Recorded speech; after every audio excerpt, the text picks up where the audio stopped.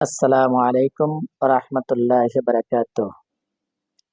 আমি মোহাম্মদ হাসান, খতিব আশরাফিয়া জামে মসজিদ, রায়পুর, দক্ষিণ কারওয়া, মোল্লারহাট। আল্লাহ সুবহানাহু ওয়া তাআলার দরবারে শুকরিয়া আদায় করেছি যে মহান আল্লাহ রাব্বুল আলামিন আমাদেরকে সকলকে সুস্থ রেখেছেন। সেই জন্য মহান আল্লাহ তাআলার শুকর আদায় করে নিচ্ছি। সর্বপ্রথম বলি আলহামদুলিল্লাহ। প্রিয় দেশ এবং বিদেশ যে সমস্ত ভাইরা আমার লাইভটুকু দেখতেছেন, আমি সর্বপ্রথম দৈনিক স্বাধীন কাগজ ইসলামিক টিভি প্রচার সম্পাদক জনাব আল আমিন সোহাগ স্যারকে অভিনন্দন জানাচ্ছি, যিনি আমাকে তার স্বাধীন ইসলামিক টিভিতে কোরবানি বিষয়ে কিছু কথা বলার জন্য সুযোগ করে দিয়েছেন। এই জন্য আমি শুকরিয়া আদায় করে নিচ্ছি। প্রিয় দেশবাসী, আমি এখন আজকে যেহেতু জিলহজ মাসের আজকে 1 তারিখ, আমি জিলহজ মাসের কিছু গুরুত্বপূর্ণ আপনাদের সামনে কোরআন এবং হাদিসের দলিল দিয়ে আপনাদের সামনে পেশ করব ইনশাআল্লাহ। নাহমাদুহু ওয়া নুসাল্লি আলা রাসূলিহিল কারীম, আম্মা বা'দ। আউযু বিল্লাহি মিনাশ শাইতানির রাজীম। বিসমিল্লাহির রহমানির রহিম। ইরশাদ হচ্ছে, লা ইয়ানালাল্লাহা লুহুমুহা ওয়ালা দিমাউহা ওয়ালাকিন ইয়ানালুহুত তাকওয়া মিনকুম কাযালিকা সাখখারাহা লাকুম লিতুকাব্বিরুল্লাহা আলা মা হাদাকুম ওয়া বাশশিরিল মুহসিনিন।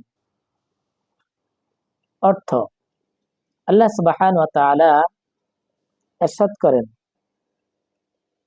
হে মানব মণ্ডলী, আমি আল্লাহ রাব্বুল আলামিন কুরবানিকৃত পশু গোশত বা রক্ত আল্লাহ তাআলার নিকট কিছুই পৌঁছে না। আমরা যে কোরবানি করি, আমাদের এই কোরবানিকৃত গোশত এবং রক্ত মহান আল্লাহ তাআলার কাছে কিছুই পৌঁছে না। পৌঁছে একমাত্র কি? সেই কথা আল্লাহ তাআলা বলছেন, বরং তোমাদের তাকওয়া তার নিকট পৌঁছে। আল্লাহ সুবহানাহু ওয়া তাআলার কাছে আমাদের তাকওয়া, আমাদের ভয়, আমাদের যে অন্তরে ভয় আছে, ওই ভয়টুকু শুধু আল্লাহ তাআলার কাছে পৌঁছে। আজকে আমরা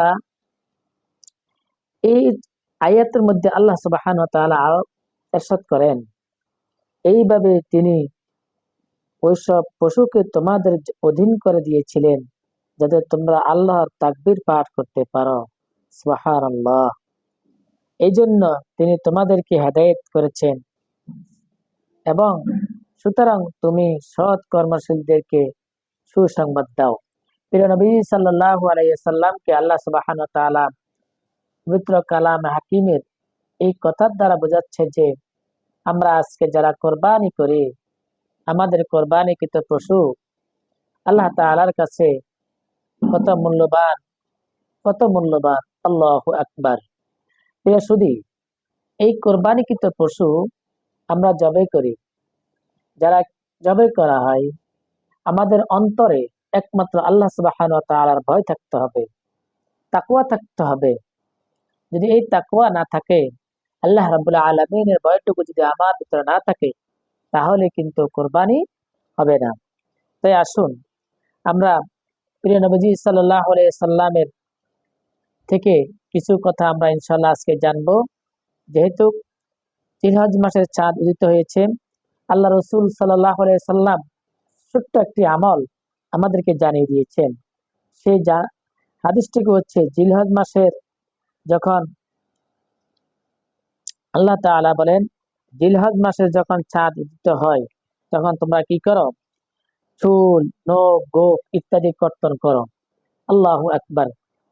রাসূল সাল্লাল্লাহু আলাইহি ওয়াসাল্লাম বলেন, জিলহজ মাসের প্রথম 10 তারিখের আরেকটি মুস্তাহাব আমল হলো জিলহজ মাসের চাঁদ দেখার পর থেকে কোরবানি আগ পর্যন্ত বান্দা তোমার চুল, তোমার নখ, তোমার গোঁফ এবং বিভিন্ন শরীরের অংশে বিশেষ যেই জায়গার যে মধ্যে তোমাদের পশম গুলো আছে, ওগুলা সব তোমরা কি করে কর্তন করে ফেলো।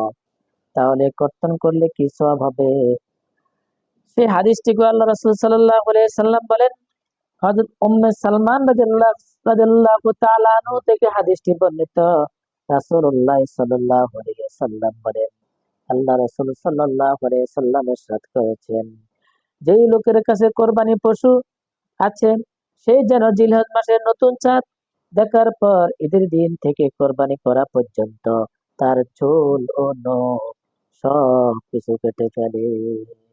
এই হাদিসটুকু আসছে সহিহ মুসলিম 5015 নম্বর হাদিস, আর তিরমিজি শরীফের 1523 নম্বর হাদিস, আর সুনানে আবু দাউদের 2791 নম্বর হাদিস। আল্লাহ সুবহানাহু ওয়া তাআলা এর দ্বারা কি বলছেন?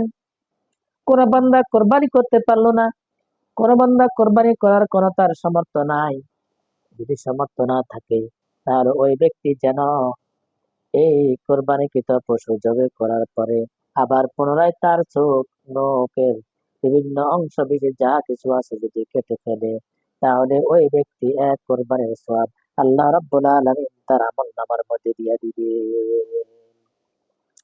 আল্লাহ তাআলা তাকে কি করবেন? তার আমলনামার মধ্যে এরকম একটা সওয়াব দান করবেন। প্রিয় বন্ধুগণ, হযরত আব্দুল্লাহ ইবনে ওমর